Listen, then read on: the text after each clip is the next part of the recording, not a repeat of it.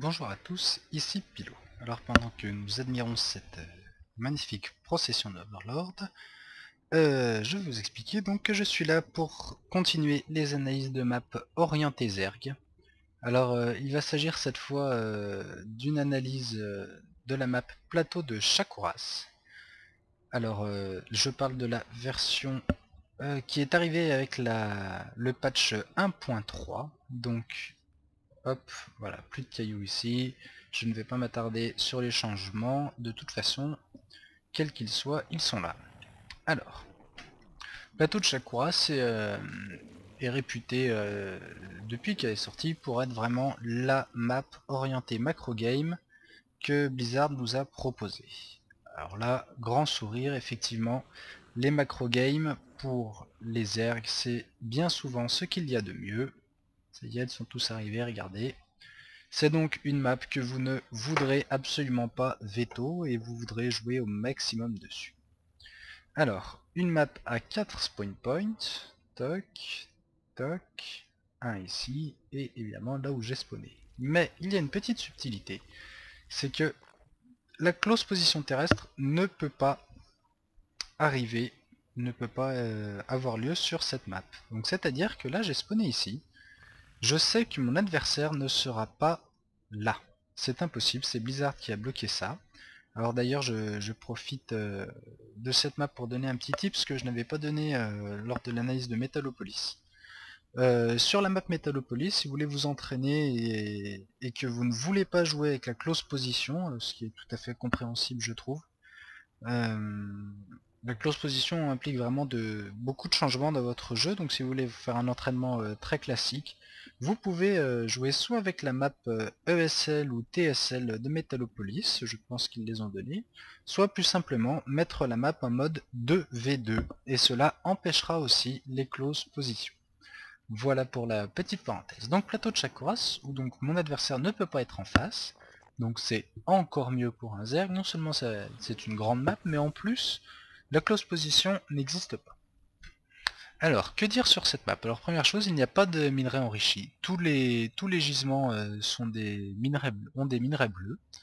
Donc comme vous voyez, voilà, là on va pas tous les faire, hein, c'est comme ça. Tous les gisements ont 2 gaz, puisque de plus en plus on voit des maps apparaître pour les GSL entre autres avec un seul gaz. Donc tous les minerais sont normaux et il y a 2 gaz par base. Alors votre B2 sera ici.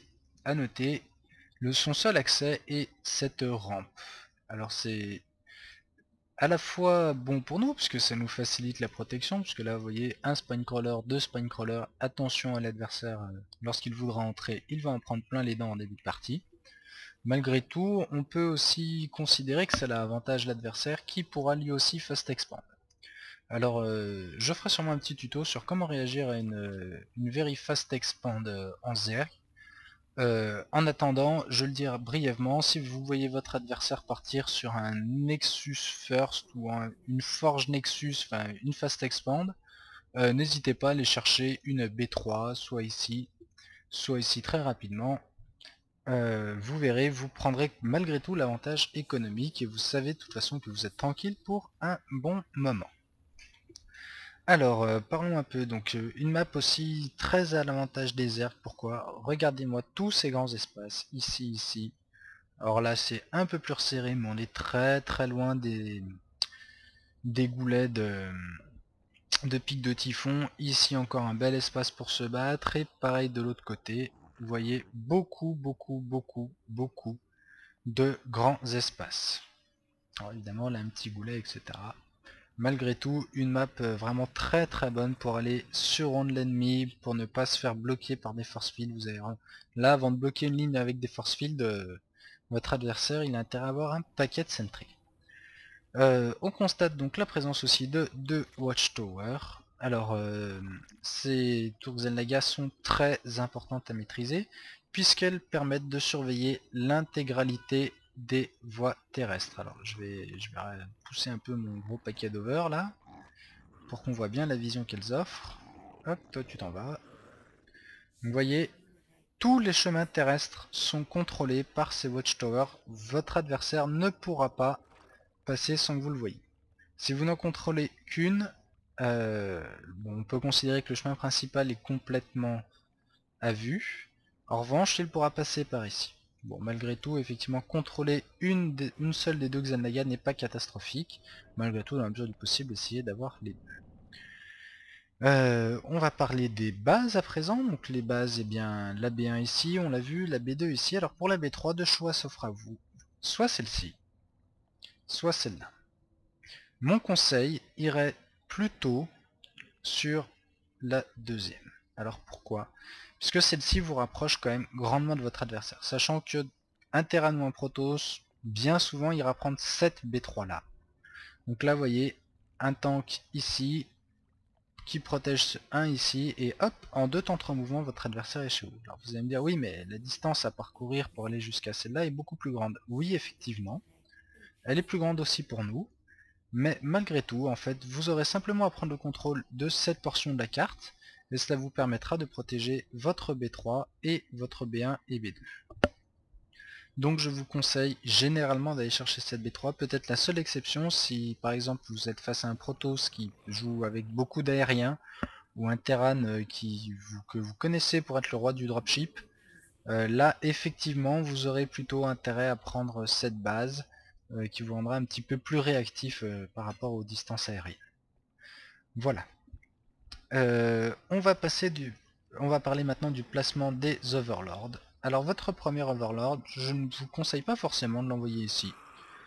De toute façon, il arrivera rarement avant votre drone ou vos airlings de scout. Alors où est-ce qu'on peut le placer ailleurs? Eh bien ici par exemple ça peut être un très bon choix.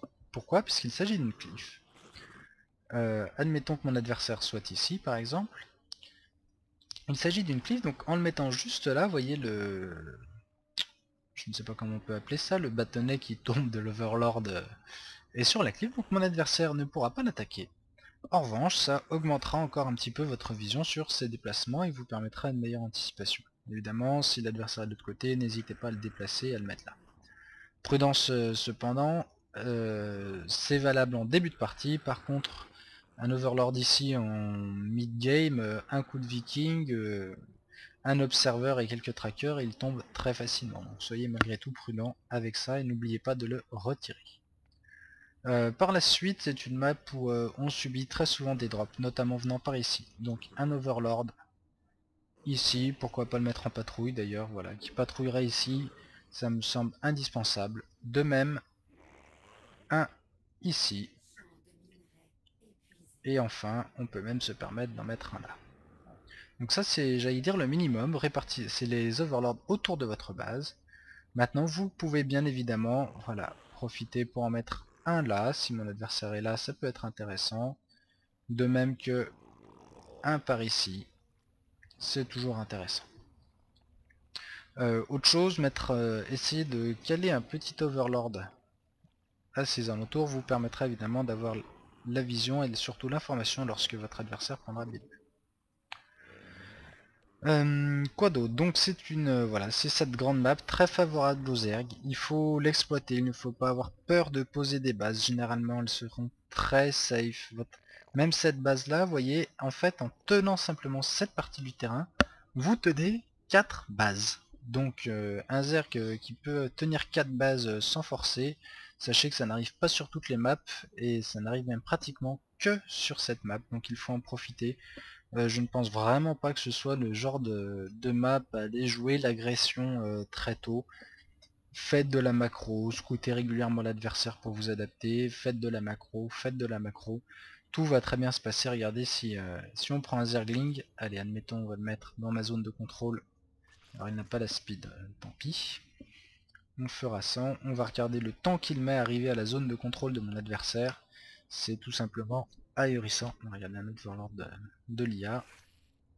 Voilà, hop, on va le poursuivre. Court petit Zergling. Vous voyez, là vous l'avez vu quand il est parti. Et vous avez tout ce temps-là pour faire vos unités et évidemment les adapter au mix que propose l'adversaire. Donc, on peut regarder... Ah oui, quand même, je précise la présence de ces cailloux ici.